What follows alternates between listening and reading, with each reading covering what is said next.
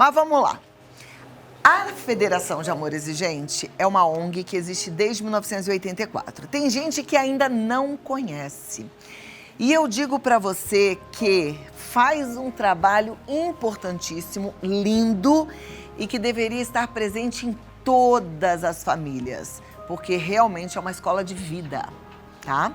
Eles nasceram para levar apoio e orientação aos que sofrem com dependência química, os adictos e os familiares. Tem grupos de auto e mútua ajuda. Só que, gente, eles foram ampliando de um jeito que eu digo que é muito mais do que isso. Por isso que eu falei que a escola de vida é pura qualidade de vida, é você saber fazer escolhas, é você trabalhar a prevenção, a sobriedade, não de compulsão apenas para substâncias ilícitas, mas de todo tipo de compulsão. A gente, às vezes, tá com compulsão por filme, por série, não sai da televisão, não olha os filhos, ou celular, ou compras e tantas outras coisas mais, né? Amor Exigente tem programas específicos para jovens, para os pequenininhos, para os que estão na melhor idade, para os adultos. São quase 40 anos de história, não é isso? É muito tempo, gente. E hoje eu recebo 2 queridos voluntários de Amor Exigente, o Miguel Tortorelli, que vocês conhecem, é vice-presidente de Amor Exigente, e o Dr. Cid Vieira de Souza, que é advogado. E a gente vai falar um pouquinho sobre regras, sobre os limites que a nossa sociedade precisa continuar colocando aí. A gente não pode perder a rédea disso, não é verdade? Porque se, com alguns limites, a gente já tem tanto problema, a gente vê a situação terrível, triste, por exemplo, da Cracolândia, que eu vi esse final de semana, fiquei com o coração tão apertado. Imagina se a gente abre um pouquinho a brecha para que as coisas fiquem ainda mais fáceis. Corremos esse risco, doutor Cid? Corremos. Infelizmente, né? Agradecer mais uma vez a oportunidade de estar aqui com você, Cláudia. Eu é que agradeço. E é sempre uma alegria e uma esperança estar com você, com o Miguel, com toda a família Amor Exigente, Miguel. Nós vamos ter em breve o julgamento do Supremo, esse julgamento que foi adiado para analisar a questão se vai liberar ou não vai liberar as drogas. Nós já tivemos a oportunidade de conversar aqui sobre esse tema, um tema muito difícil, e eu sempre digo para o Miguel que o Supremo vai estar decidindo, Cláudia, o futuro das nossas gerações, das próximas gerações, das crianças, dos adolescentes, e também ele vai estar tratando da questão da esperança das mães. A esperança das mães, Miguel, e que tenham os seus filhos recuperados dessa difícil questão das drogas. Agora, se o Supremo liberar o porte e a posse de drogas, nós vamos ter um aumento do consumo, um aumento da demanda. Não vai resolver o problema do tráfico, não vai resolver o problema do crime organizado. E você está falando dessas imagens da Cracolândia neste final de semana, no sábado. É muito triste, e nós temos percebido e constatado a dificuldade dos órgãos policiais para enfrentar a questão do tráfico.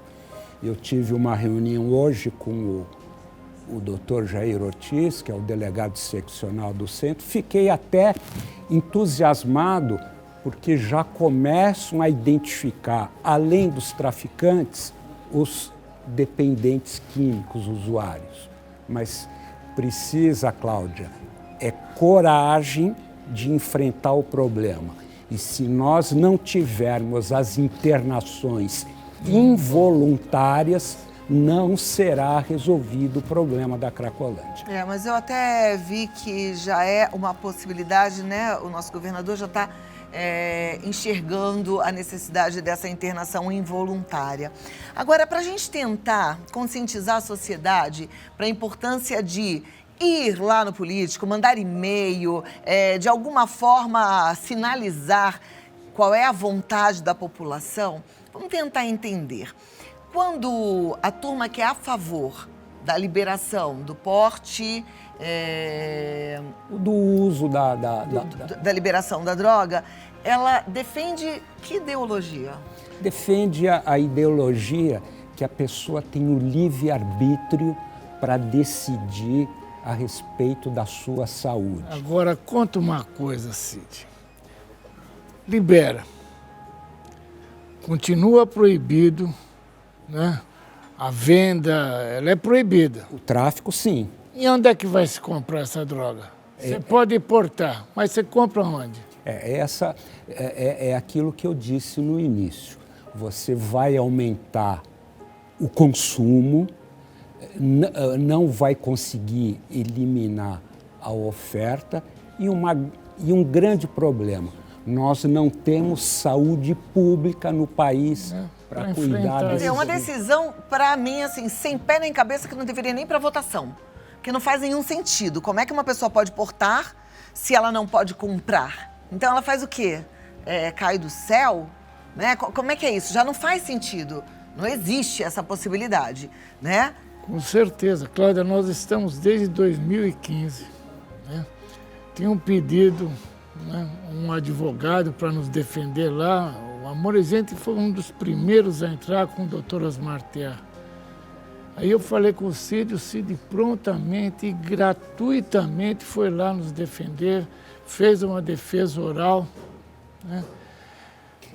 Amicus curiae, né? Amicus curiae. Na verdade, nós estamos defendendo as milhares de famílias atendidas gratuitamente pelo Amor Exigente. Nós vamos falar em nome das famílias, das mães, Cláudia. Não, e precisa falar, né? E vocês falaram de saúde pública.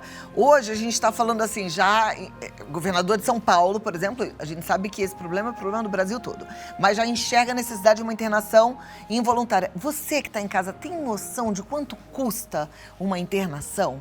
Quanto custa um dependente químico para o governo? Aí, uma vez que, não, pode sim, pode portar, pode usar, só não pode comprar. Pode adoecer também. E aí, vai tratar onde, como, né? É tão complexa a situação, gente, que não faz sentido. O governo de São Paulo, o governador, ele tem dado, nesse momento, a prioridade, Miguel, para as internações voluntárias.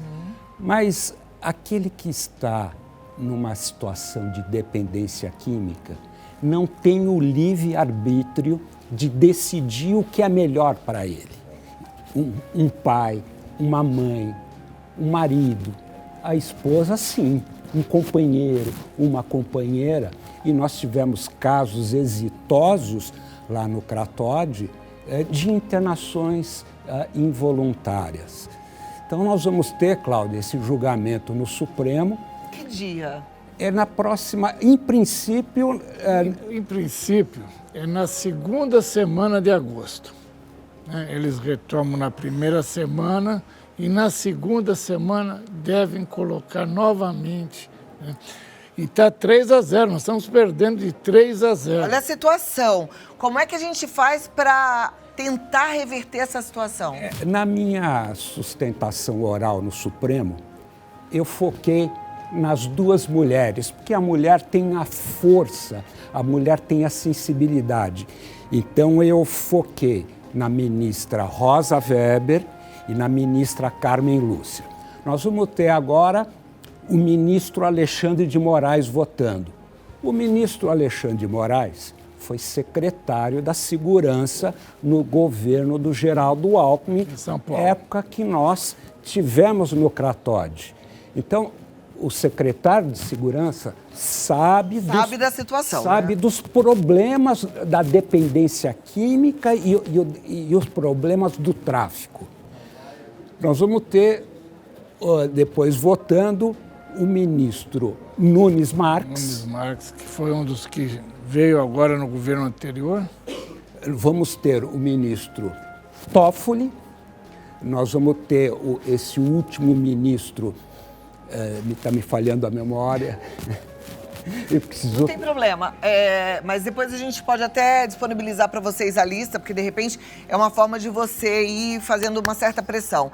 Mas o que está por trás disso? Porque assim, a gente sempre sabe que existe alguma intenção, alguma política por trás dessa história toda? O ministro é o ministro André Mendonça, que foi... André Mendonça. André Mendonça, e eu queria fazer um apelo para esses ministros que não votaram ainda e para o ministro Zanin, que vai tomar posse e que provavelmente deve julgar.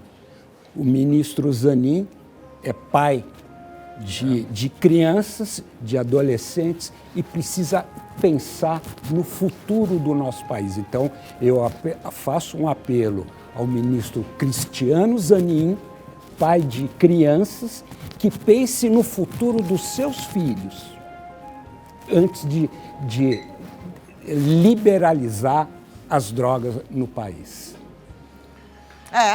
É o mundo ideal, eu espero que sim, porque eu fico sempre pensando assim, esses votos favoráveis não é possível que sejam de total consciência em relação à situação, porque é só a gente olhar aí com a razão que está nítido que não faz sentido nenhum, né, essa liberação. É só a sua produção, Cláudia, passar as imagens da Cracolândia que eu quero ver alguém defender a liberação das drogas o dia que um familiar, um filho, uma filha estiver lá na Cracolândia. Aí eu quero ver descriminalizar. Falar de livre-arbítrio da pessoa querer usar uma droga que vai levá-la para o buraco, é assim mesmo? Quer dizer, livre-arbítrio para você se estragar e depois a gente cuida de você e se cuidar, porque a gente sabe que é uma doença que não tem cura? Vai ser para sempre uma doença que vai precisar de tratamento e controle? Cláudia, é muito complicado. Nós temos mais de 70% das famílias, das pessoas que são contrárias à liberação, são contrários. E nós vamos pedir para essas pessoas que mandem e-mails para os 11 ministros do Supremo, porque mesmo aqueles que votaram podem voltar atrás. E ainda mais agora com o K2, K7, K9, K12, você imagina isso tudo liberado. E é tudo liberado? Pode portar qualquer uma? A gente não sabe, mas... Pode liberar. Se liberar a maconha, a porta de entrada para as outras drogas. É muito E aí, Cláudia, para finalizar, eu queria dizer que se fala muito em direitos humanos hoje. Precisa lembrar dos direitos humanos dos familiares que sofrem e daqueles dependentes que precisam de um tratamento, porque o caminho final, o destino final, Miguel, é a morte. Vamos pensar nos direitos humanos dessa gente. Com certeza, não tem um dependente químico que eu tenha entrevistado, que não tenha falado para mim que trocaria tudo que ele já viveu na droga por um dia em sobriedade, porque eles sóbrios são muito mais felizes. Então, livre-arbítrio para a pessoa ficar doente e infeliz, isso não existe. Vamos lá, vamos fazer a nossa pressão, vamos tentar falar com esses ministros e vamos tentar ver se a gente consegue mudar a situação, porque a gente quer um país livre das drogas, tá bom?